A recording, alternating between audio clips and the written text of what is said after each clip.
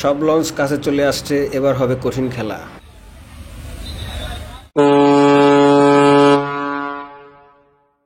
আসসালামু আলাইকুম। এই মুহূর্তে কুয়াকাটা 2 লঞ্চে আছি একটি ঈদ ফিরতি যাত্রায়, এবং কালীগঞ্জ চ্যানেলের কাছাকাছি এসে আমরা সামনে থাকা বেশ কিছু লঞ্চের খুব কাছাকাছি চলে আসছি। আমাদের একদম সামনেই আছে এমভি পারাবত 12, সুরভি 7, সুন্দরবন 10 এবং কীর্তনখোলা 10। এবং কুয়াকাটা 2 এর বর্তমান যে গতিবিধি তাতে লঞ্চটি খুব শীঘ্রই সিরিয়ালি এই লঞ্চগুলো ওভারটেক করতে যাচ্ছে, এবং আমরা প্রথমে শুরু করব এমভি পারাবত 12 দিয়ে। ডুবুচরের কারণে খানিকটা গতি কমানো হয়, তবে আবারও স্বাভাবিক গতিতে ফিরে এমভি কুয়াকাটা 2, এবং গতি বাড়তে থাকার কারণে পারাবত 12কে আরও কাছাকাছি নিয়ে আসে কুয়াকাটা 2, এবং আস্তে আস্তে পারাবত 12কে অতিক্রমের পর্ব শুরু করে কুয়াকাটা 2। বরিশাল লঞ্চঘাট থেকে পারাবত 12-র বেশ কিছু সময় পরে ছেড়ে আসে এমভি কুয়াকাটা 2, এবং কালাবদর নদীর দীর্ঘ পথ পাড়ি দিয়ে বর্তমানে কালীগঞ্জ চ্যানেলে এসে পারাবত 12 নাগাল পায় কুয়াকাটা 2, এবং পারাবত 12কে অলরেডি ধরে ফেলে এবং আস্তে আস্তে ওভারটেক করতে থাকে কুয়াকাটা 2। সাধারণত ঈদের পরে এই ট্রিপগুলোতে লঞ্চগুলোর বাড়তি গতি দেখা যায়, কারণ শহরমুখী যাত্রীদের দ্রুত গন্তব্যে ফিরিয়ে দিতে লঞ্চ মালিকরা চেষ্টা করে তাদের প্রত্যেকটি লঞ্চ নিয়মিত গতির চাইতে খানিকটা বেশি হলেও চালাতে, এবং সেই সুযোগটি লুফে নিতে আমরা আজকে আছি কুয়াকাটা 2 লঞ্চে, এবং আমাদের বর্তমান গতির ধারায় আমরা পারাবত 12কে পেছনে ফেলছি।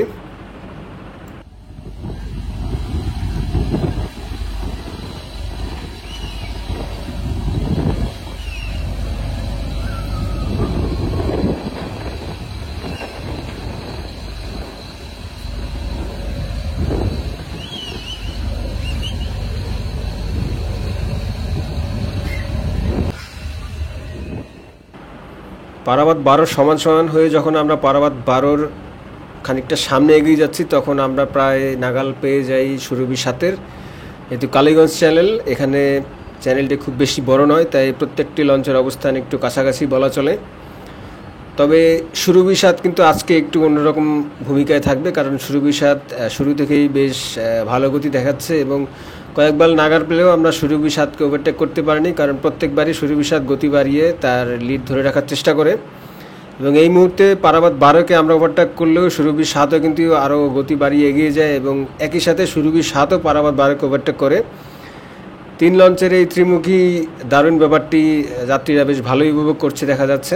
প্রত্যেকটি লঞ্চের হাজার হাজার যাত্রীরা নদীপথে মাঝরাতে এই উত্তেজনা দারুণ লাগে তাদের কাছে। যেহেতু বরিশালের লঞ্চগুলো এখন নদীপথে দেখতে বেশ ভালোই লাগে, প্রত্যেকটি লঞ্চের এক এক ধরনের নিয়ন বাতি, মধ্যরাতে গতির সাথে এই বাতিগুলো বেশ দারুণ উপভোগ্য একটি ব্যাপার হয়ে দাঁড়ায়। তো যাই হোক, পারাবত 12কে পেছনে ফেললো কুয়াকাটা 2, এবং আমাদেরকে হাতের নাগালে এসেও আমাদের অনেক সামনে এগিয়ে গেল সুরভি 7।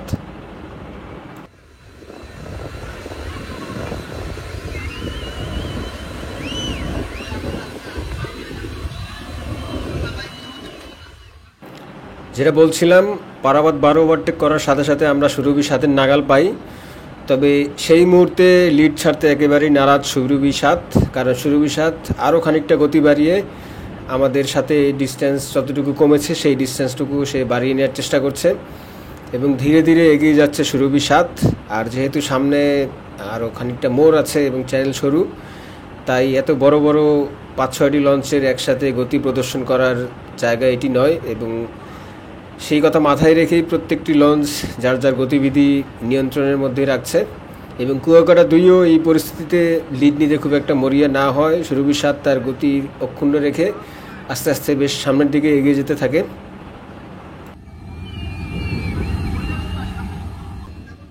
সুরভি 7-এর বাড়তি গতির কারণে ওভারটেক করা না গেলেও সুরভি 7 এবং কুয়াকাটা 2-এর এই গতি প্রদর্শনের খেলায় আমরা নাগাল পেয়ে যাই সুন্দরবন 10-এর, এবং একই সাথে সুরভি 7-এর ডান দিকে রেখে সুন্দরবন 10কে ওভারটেক করতে থাকে এমভি সুরভি 7 এবং কুয়াকাটা 2। 3 লঞ্চের দারুণ একটি উত্তেজনাকর মুহূর্ত পার হয়ে আমরা আরও একটি ত্রিমুখী উত্তেজনাকর ব্যাপারের মধ্যে চলে আসলাম, এবং এখানে জাস্ট পারাবত 12 চরিত্রটি হারিয়ে গেল, এবং পারাবত 12 চরিত্রে চলে আসে সুন্দরবন 10, এবং যথারীতি সুরভি 7 এবং কুয়াকাটা 2 এই ঘটনার সাক্ষী হয়েই থাকবে।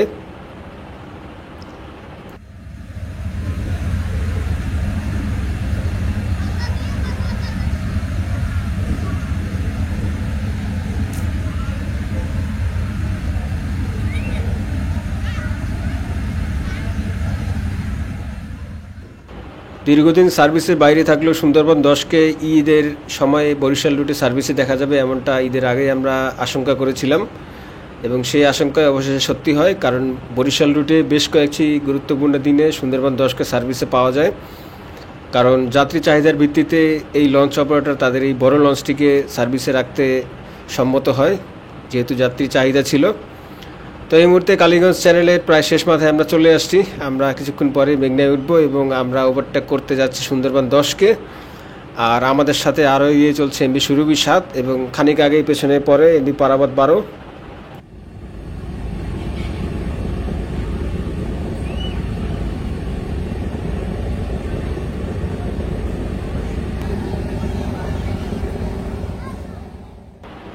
বাম দিকে টার্ন নিয়ে মেঘনায় ওঠার পালা এবং এই পালায় আমরা কোনো রকম রিস্ক নিতে চাচ্ছি না, তাই দেখা যাচ্ছে সুরভি 7কে আমরা এগিয়ে যেতে দেই, কারণ যেহেতু ডুবোচরের ঝামেলা রয়েছে এবং সেই ঝামেলায় আমরা কোনোভাবেই আটকে যেতে চাই না। সুরভি 7 আগে চ্যানেল ধরে উঠে গেল এবং গতি আরও কমিয়ে আমরা আস্তে আস্তে মূল চ্যানেল অনুসরণ করে মেঘনায় উঠতে যাচ্ছি।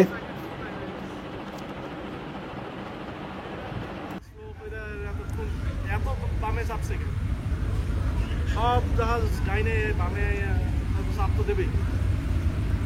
ওই যে কীর্তনখোলা 10 দেয়া দেখছেন, ও পুরো ডাইন দিয়ে আসছে, এই সিস্টের মধ্যে আইসে।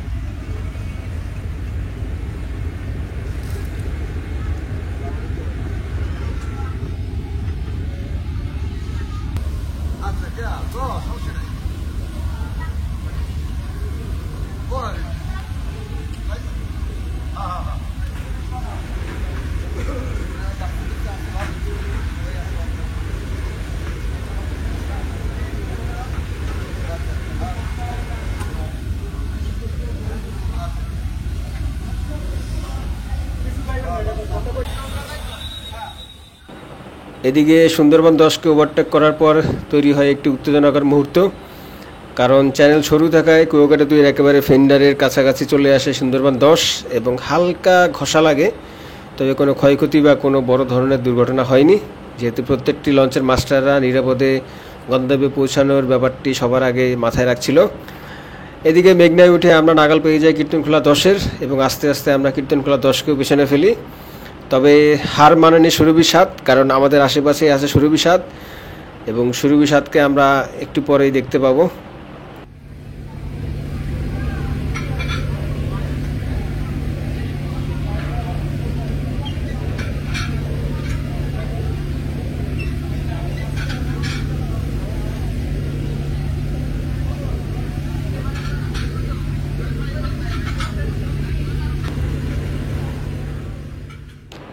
মেঘনায় উঠে ডুবোচরের আশঙ্কা থেকে বের হয়ে স্বাভাবিক গতিতে ফিরে কুয়াকাটা 2 এবং এই সময় আশেপাশের প্রত্যেকটি লঞ্চ আস্তে আস্তে আরও পিছনে পড়তে থাকে এবং মেঘনায় ওঠার যে টার্ন, সেই টার্নিংয়ে আমরা পেছনে ফেলে দিই সুরভি 7কে এবং কীর্তনখোলা 10কে পেছনে ফেলার পর আবারও সুরভি 7 তার অস্তিত্ব জানান দেয় এবং সে সহজেই আমাদেরকে একটি বার্তা প্রেরণ করে যে আজকের এই গতিযুদ্ধে সে সহজেই হাল ছাড়তে নারাজ।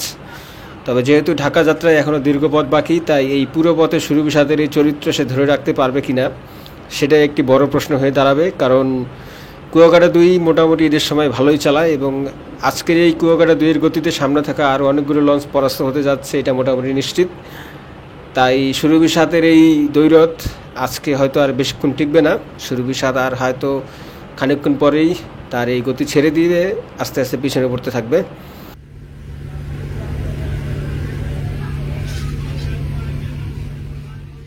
কালীগঞ্জ চ্যানেল থেকে মেঘনা পর্যন্ত কুয়াকাটা 2-এর সাথে যতগুলো লঞ্চের গতিযুদ্ধ দেখা গেল তা আশেপাশের মানুষজন বেশ ভালোই উপভোগ করলো, কারণ ঈদ ফিরতি যাত্রা সাধারণত যাত্রীদের মন একটু খারাপই থাকে, কারণ প্রিয়জন ছেড়ে তারা ঢাকায় পাড়ি জমান আবারও লম্বা সময়ের জন্য। সেখানে তাদের ফিরতি যাত্রায় যদি খানিকটা আনন্দ উত্তেজনা বা রোমাঞ্চ তৈরি হয়, সেটা হয়তো তাদের ফিরতি যাত্রাটা খানিকটা মানে আনন্দদায়ক হতেই পারে এবং সেই খোরাকই আপাতত জুগিয়ে যাচ্ছে বরিশালের এই বিশাল লঞ্চবহর। তো যাই হোক, সুরভি 7 আমাদের পিছু ছাড়েনি, বরং পাশাপাশি অবস্থান করে এগিয়ে যাচ্ছে ঢাকামুখী যাত্রায়।